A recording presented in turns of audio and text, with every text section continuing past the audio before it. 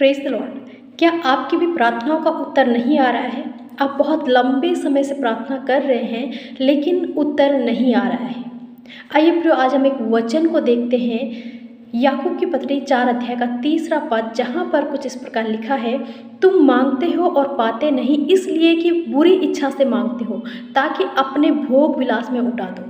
जी हाँ प्रियो, जैसा कि इसका अर्थ आप स्पष्ट रूप से समझ सकते हैं कि कई बार हम प्रार्थनाएं करते हैं, हम उपवास करते हैं, हम रो रो के प्रार्थनाएं करते हैं, लेकिन उत्तर नहीं आता, क्योंकि लिखा है कि तुम मांगते हो और पाते नहीं, इसलिए कि बुरी इच्छा से मांगते हो। उत्तर भी इसी पद में लिखा हुआ है कि बुरी इच्छा। अब ये बुरी इच्छा क्या है?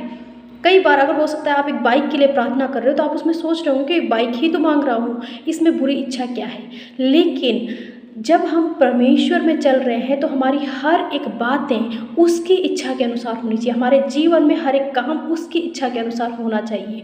यदि हम एक किसी भी विषय के लिए, उदाहरण के तौर पर मैंने कहा कि आप बाइक के लिए प्रार्थना कर रहे हैं, आप शादी के लिए प्रार्थना कर रहे हैं या जॉब के लिए प्रार्थना कर रहे हैं, लेकिन उसके पीछे का उद्देश्य क्या है?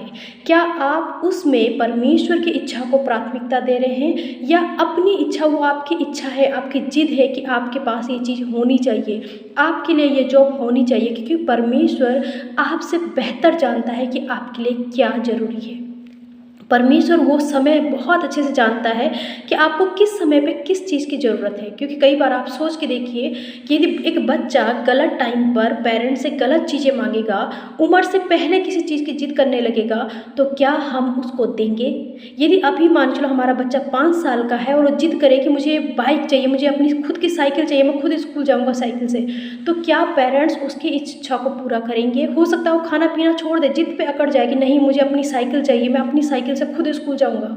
लेकिन जहाँ तक हम जानते हैं प्रियो कि किसी भी रीति उसके माँ बाप उस बच्चे को, उस 5 साल के बच्चे को साइकिल खरीद के नहीं देंगे और हाईवे पर नहीं छोड़ेंगे, ठीक है बेटा तुम अपने इच्छा से साइकिल लेके स्कूल जाओ, क्योंकि वो जानते हैं कि ये अभी इसके लिए सेफ नहीं है। उसी प्रकार कई बार जब हम प्रार्थनाएं कर रहे होते हैं, हमें अपने हिसाब से तो लगता है कि हम इस लायक हो चुके हैं, लेकिन परमेश्वर हमारे लिए उसको बेहतर जानता है और इसलिए वो हमें हमारी प्रार्थनाओं का उत्तर हमारे टाइम पर नहीं देता।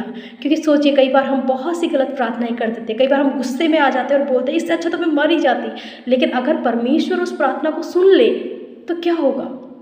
क्योंकि परमेश्वर बेहतर जानता है कि हमारे लिए क्या सही है और किस समय पर हमारी प्रार्थनाएं सुनी जानी चाहिए। सो परमेश्वर की इच्छा को जाने, अपनी इच्छा को नहीं, पर प्रार्थना करें कि प्रभु यदि आपकी इच्छा है तो ये प्रार्थना पूरी हो, नहीं तो आप मेरे लिए बेहतर जानते हैं।